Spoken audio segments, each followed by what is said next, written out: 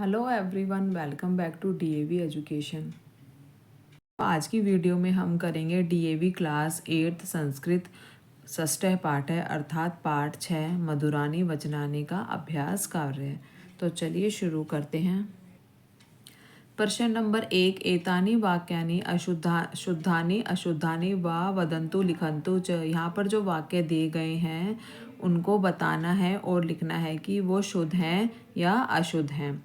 पहला वाक्य है यस्य समीपे बुद्धि भवति स बुद्धिहीन भवति।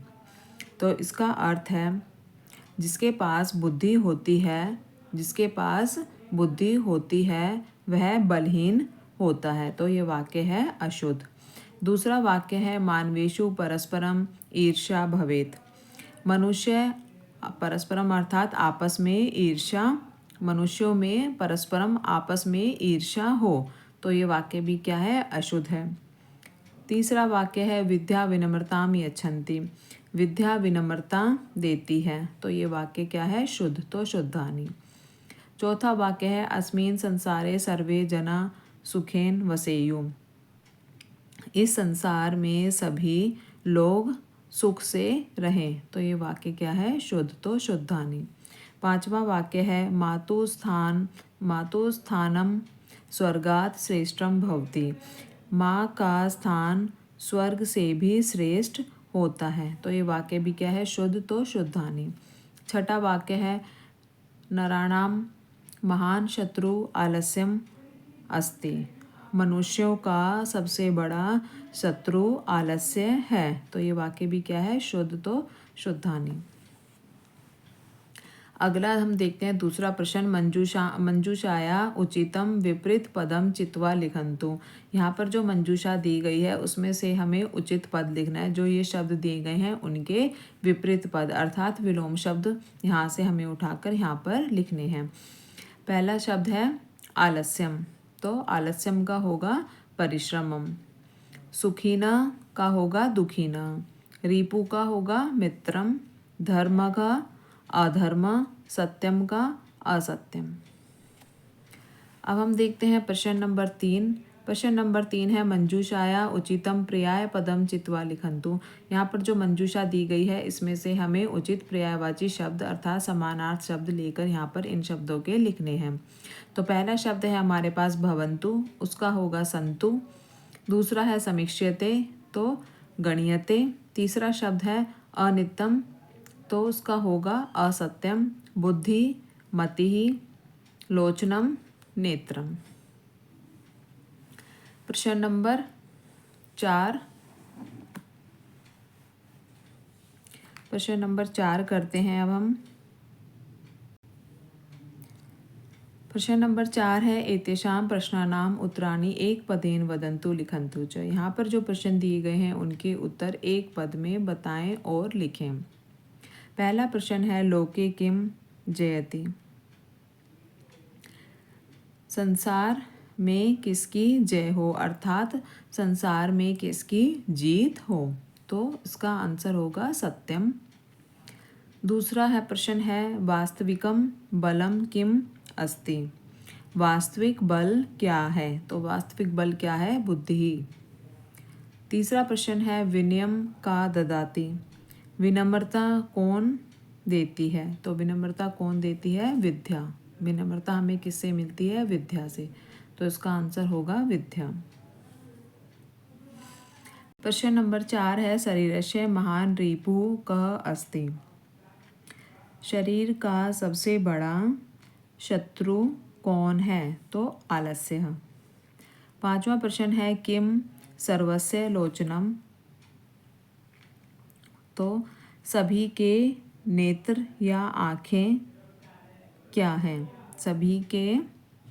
सभी के लोचनम या नेत्र क्या है अर्थात सभी के आँखें क्या हैं। तो इसका उत्तर है शास्त्रम। अगला प्रश्न है 5वां एतेषां प्रश्नानाम उत्तराणि पूर्ण वाक्येन वदन्तु लिखन्तु च। यहाँ पर जो प्रश्न दिए गए हैं उनके उत्तर पूर्ण वाक्य में बताइए और लिखिए। पहला प्रश्न है केषु परस्परम द्वेष न भवेत्। किन में आपस में द्वेष न हो। किनमें आपस में, परस्परम अर्थात आपस में द्वेष न हो। तो जनेषु परस्परम द्वेष न भवेत, अर्थात लोगों में आपस में द्वेष न हो। दूसरा प्रश्न है जननी जन्मभूमि से कस्मात् गर्यसी, जननी और जन्मभूमि किससे श्रेष्ठ हैं? जननी जन्मभूमि से स्वर्गात अपि गर्यसी, जननी और जन्मभूमि स्वर्ग से भी श्रेष्ठ हैं। कौन सुखी हो? तो सर्वे सुखिनः भवन्तु, सभी सुखी हों।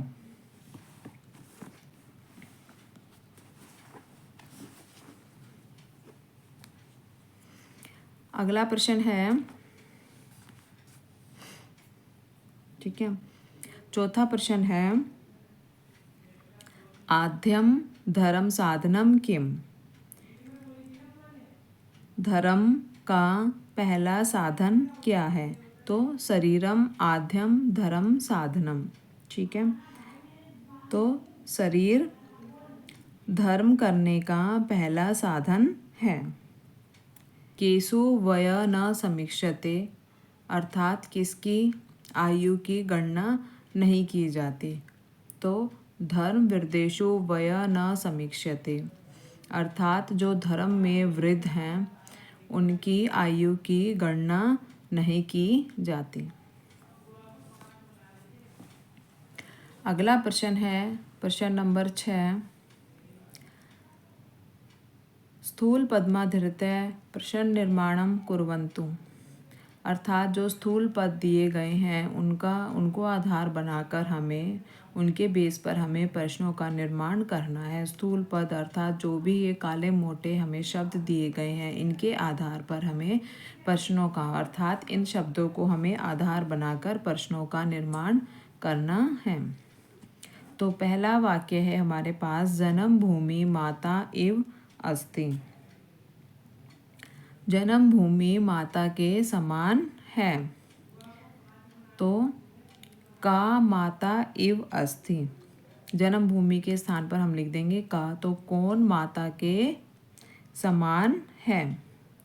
तो इसका क्या हो जाएगा, का माता इव अस्ति, और लास्ट में हम लगा देंगे प्रश्नसूचक चिन्ह, जिससे यह हमारा प्रश्न निर्माण पूर्ण माना जाएगा।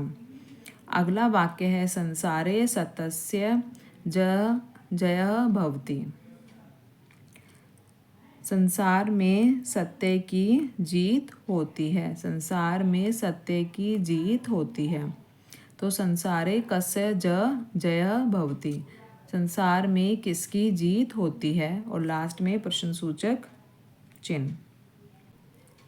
जना विद्या नम्रताम प्राप्नुवन्ति, तो इसका होगा लोग विद्या के द्वारा नम्रता प्राप्त करते हैं, मतलब मनुष्य विद्या के द्वारा नम्रता प्राप्त करते हैं। तो के विद्या नम्रताम प्राप्नुवन्ति, अर्थात कौन विद्या के द्वारा नम्रता प्राप्त करते हैं, और लास्ट में प्रश्नसूचक चिन्ह। तो के विद्या नम्रताम प्राप्नुवन्ति। प्रश्न नंबर 4 है, सर्वदा सत्यम वदन्तु, हमेशा सत्य बोलो।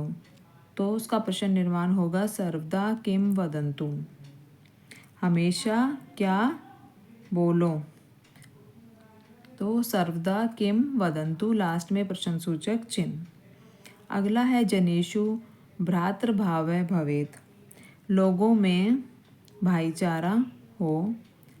जनेषु कः भवेत्, लोगों में क्या हो, और लास्ट में प्रश्नसूचक चिन्ह। प्रश्न नंबर 7 है, उचितं भावं चित्वा इति चिह्नेन चिह्नितं कुर्वन्तु, उचित भाव को सोचकर सही का चिन्ह लगाओ। पहला वाक्य है, सर्वस्य लोचनम शास्त्रम, सभी की आंखें शास्त्र हैं, सभी की आंखें शास्त्र हैं। तो ये जो है इसके हमें 3 पॉइंट दे रखे हैं। पहला पॉइंट है हमारे पास लोके सर्वेषां नेत्रद्वयं भवति। संसार में सभी की 2 आँखें होती हैं। दूसरा वाक्य है ज्ञानम सर्वेषां नेत्रम भवति। ज्ञानम सर्वेषां नेत्रम भवति। ज्ञान सभी का नेत्र होता है। अज्ञानम एव सर्वेषां नेत्रम भवति। अज्ञानता ही सबका नेत्र होती है। तो इन तीनों में से हमारा जो दूसरा वाक्य है ये सही है। ज्ञानम सर्वेषां नेत्रम भवन्ति, अर्थात ज्ञान सभी का नेत्र होता है, अर्थात ज्ञान ही क्या है, सभी के नेत्र होते हैं। तो इसके सामने हम राइट का निशान लगाएंगे। दूसरा वाक्य है बुद्धिर्यस्य बलम तस्य। जिसकी बुद्धि उसका बल। ठीक है, जिसकी बुद्धि है उसका बल है। तो इसके जो 3 वाक्य है इसमें से हमें बताना है कि सही कौन सा है। तो पहला वाक्य है बुद्धिमान मनुष्य बलहीन भवति। बुद्धिमान मनुष्य बल से हीन होता है।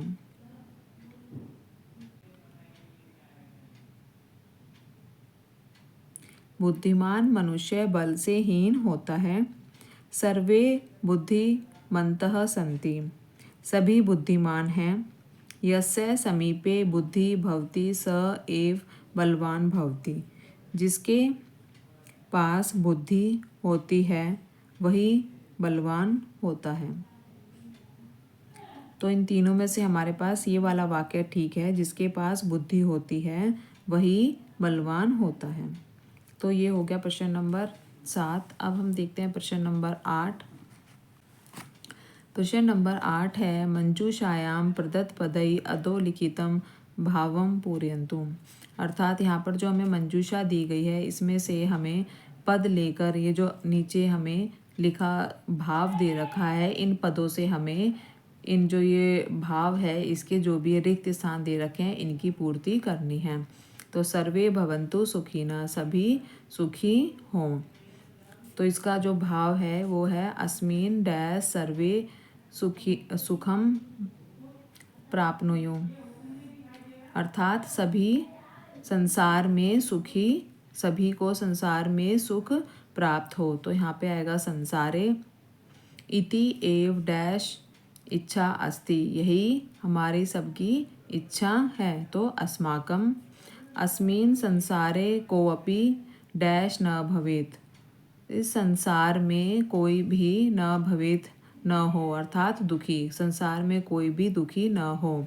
डैश सुख युक्ता भवेयुः, सर्वे सुख युक्ता भवेयुः, अर्थात सभी सुख से युक्त हों, अर्थात सभी सुखी हों।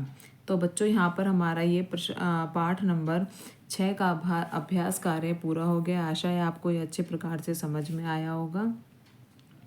नेक्स्ट वीडियो में हम अगला पाठ करेंगे। तब तक के लिए नमस्कार।